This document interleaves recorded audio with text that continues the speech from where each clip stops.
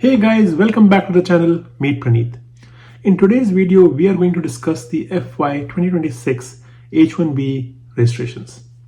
Yes, this is the time of the year when H1B lottery registrations open up, and a lot of people will be getting themselves registered by employers for the lottery. Now, there are some key takeaways and key important information that we have to consider and remember. And this video can be very useful for anyone who is going to register themselves through the employer for the lottery, or even the new employers who are going to file the registrations for the first time. Now, the very first thing that we want to understand is what is this H-1B program.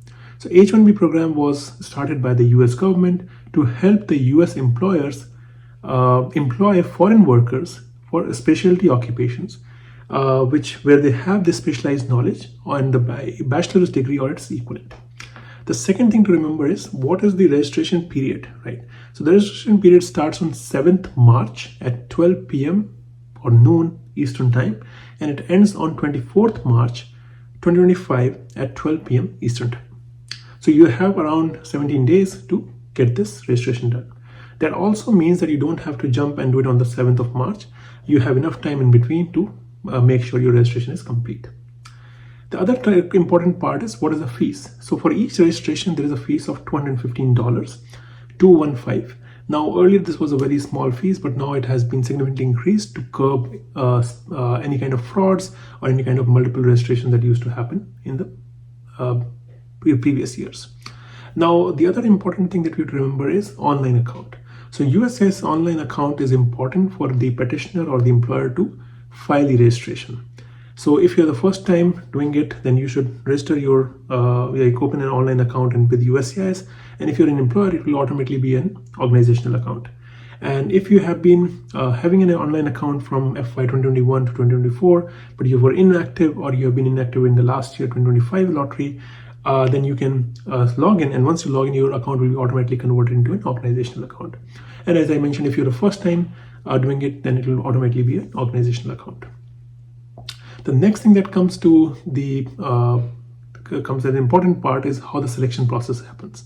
So the H-1B registration and the selection process is very beneficiary centric. That means if you're the beneficiary, each beneficiary, if they have even multiple registrations, they're individually counted. That means if I am the beneficiary, and let's say there were 2 or 3 companies filing for me for my H-1B registration, then I will be only counted once, right? And then the company will have, whoever is selected will have to file the whole petition for me in case I'm selected in the lottery.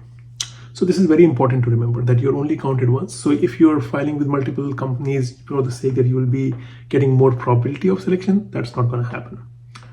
Now, the other thing that's important is as soon as the unique number of beneficiaries or individuals exceed the cap, and the cap is 85,000 visas. The first 20,000 is for the people with masters or higher degree or higher education from the US universities, and then the rest 65,000 for everyone.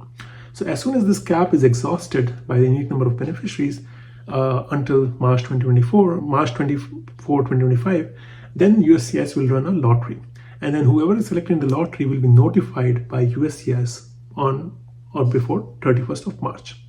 Now, this can be something that we have to remember, that as soon as it exceeds, the lottery is run. Sometimes what happens, if the registrations fall short, or if people don't go for, or the USCIS seems that there is more registration needed, they always do a second lottery as well. And it has happened in the past, so keep an eye on that as well. But for now, the focus is to basically get the registration done if you're in the process of applying H-1B. Now, the other things that are important is there have been some payment processing changes. So US Department of Treasury has increased the credit limit from $24,999 to $99,999.99. This has been done for the cap season because a lot of registrations will be happening. It helps companies register easily and make the payments that are required. Now, the other thing that has changed is there are some enhancements done to the organizational accounts. The very first one is that it will allow the paralegals to collaborate with the legal representatives. The second is the process for this legal representatives to add paralegals have been simplified. There will be some ease in populating certain sections of Form I-129. And finally, It'll also enable the bulk upload of beneficiary data by spreadsheets. So these were some key takeaways that you should remember, key points where you should remember before you go for the registration process. And I also wanted to wish you all the very best, whether it's your first time, your second time, or the third time. I wish you the very best, and I hope you succeed in the lottery. Again, one thing that you have to remember, that this is a lottery. This is by chance, right? So you can't control anything here. What you can do is make sure your paperwork is complete, your registration process is complete within the time, and just hope for the best. And then I will see you in the next video very soon. Till then, take care and have a good weekend.